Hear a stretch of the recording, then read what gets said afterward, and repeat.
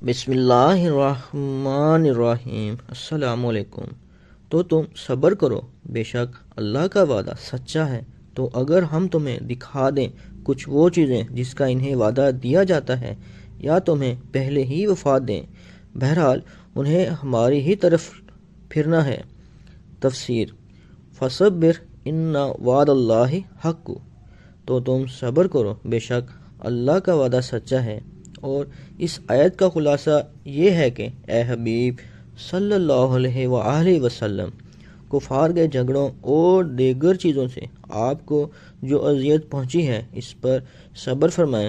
بے شک اللہ تعالیٰ نے کفار کو عذاب دینے کا جو وعدہ فرمایا ہے وہ سچا ہے، اور اس عذاب کا کچھ حصہ اگر ہم آپ کی وفات سے پہلے دنیا میں آپ کو دکھا دیں تو وہ آپ ملاحظہ فرمائیں، اور اگر ہم انہیں عذاب دینے سے پہلے ہی آپ کو وفات دے دیں تو آپ آخرت میں کافروں کے عذاب کو ضرور دیکھ لیں گے، کیونکہ قیامت کے دن انہیں بہرحال ہماری طرف ہی لوٹ کر آنا اور شدید عذاب میں گرفتار ہونا ہے۔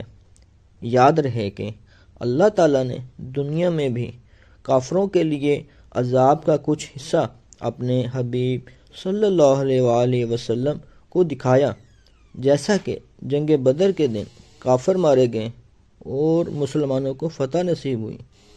اور بے شک ہم نے تم سے پہلے کتنے ہی رسول بھیجے گئے جن میں کسی کا احوال تم سے بیان فرمایا اور کسی کا احوال نہ بیان فرمایا، اور کسی رسول کو نہیں پہنچتا کہ کوئی نشانی لے آئے۔ بے شک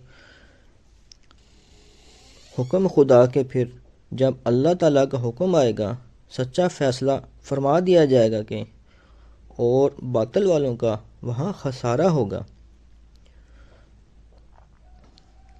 وَلَقَدْ أَرْسَلْنَا رَسُولًا مِّن قَبْلِكَ، اور بے شک ہم نے تم سے پہلے کتنے رسول بھیجے۔ ارشاد فرمایا کہ اے حبیب صلی اللہ علیہ وآلہ وسلم، بے شک ہم نے آپ کی بعثت سے پہلے بہت سے رسول مختلف امتوں کی طرف بھیجے، اور ان میں سے کسی کے احوال آپ اس قرآن میں صراحت کے ساتھ بیان فرمائے، اور کسی کے احوال قرآن مجید میں تفصیل اور صراحت کے ساتھ بیان نہ فرمائے۔ ان تمام انبیاء کرام علیہ الصلوۃ والسلام کو اللہ تعالیٰ نے نشانی اور معجزات عطا فرمائے، اس کے باوجود ان کی قوموں نے ان سے جھگڑا کیا اور انہیں جھٹلایا، اور اس پر ان حضرات نے صبر کیا۔ گزشتہ رسولوں علیہ الصلوۃ والسلام کے اس تذکرہ سے مقصود نبی کریم صلی اللہ علیہ وآلہ وسلم کو تسلی دینا ہے کہ جس طرح کے واقعات قوم کی طرف سے آپ کو پیش آ رہے ہیں اور جیسی ایذائیں تکلیفیں آپ کو پہنچ رہی ہیں، پہلے انبیاء کرام علیہ الصلوۃ والسلام کے ساتھ بھی یہی حالات گزر چکے ہیں، اور جیسے انہوں نے صبر کیا اسی طرح آپ بھی صبر فرمائیں۔ جیسے کہ ارشاد ربانی تعالیٰ ہے وَمَا كَانَ لِرَسُولٍ أَن يَأْتِيَ بِآيَاتِهِ إِلَّا بِإِذْنِ اللَّهِ، اور کسی رسول کے لیے ممکن نہیں ہے کہ اللہ کے اذن کے بغیر کوئی نشانی لے آئے، یعنی کفار کے من مانے معجزے کا ظاہر نہ ہونا ایسی چیز نہیں کہ جس کی وجہ سے نبوت پر اعتراض کیا جا سکے، کیونکہ کسی رسول کے لیے یہ ممکن نہیں کہ وہ اللہ تعالیٰ کے اذن کے بغیر کوئی نشانی اور معجزہ لے آئے۔ لہذا اے حبیب صلی اللہ علیہ وآلہ وسلم، کافروں کے مطالبے کے مطابق آپ کا معجزات نہ دکھانا قابل اعتراض نہیں ہے۔ پھر وعید بیان کرتے ہوئے اللہ تعالیٰ نے ارشاد فرمایا کہ جب کفار پر عذاب کرنے کے بارے میں اللہ تعالیٰ کا حکم آئے گا تو اللہ تعالیٰ کے رسولوں علیہ الصلوۃ والسلام اور ان کی تکذیب کرنے والوں کے درمیان سچا فیصلہ فرما دیا جائے گا، اور جب اللہ تعالیٰ کا حکم آئے گا تو اللہ تعالیٰ کی آیتوں میں ناحق جھگڑنے اور من چاہے معجزات ظاہر نہ ہونے کی وجہ سے نبوت پر اعتراض کرنے والوں کو خسارہ ہوگا۔ بے شک اللہ ہے جس نے تمہارے لیے چوپائے بنائے کہ کسی پر سوار ہو اور کسی کا گوشت کھاؤ، اور تمہارے لیے ان میں کتنے ہی فائدے ہیں، اور اس لیے کہ تم ان کی پیٹھ پر اپنے دل کی مرادوں کو پہنچو،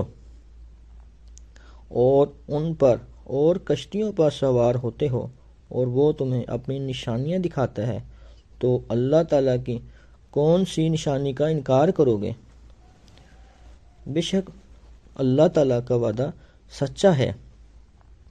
اللہ الذی جعل لکم الانعام، اللہ ہے جس نے تمہارے لیے چوپائے بنائے۔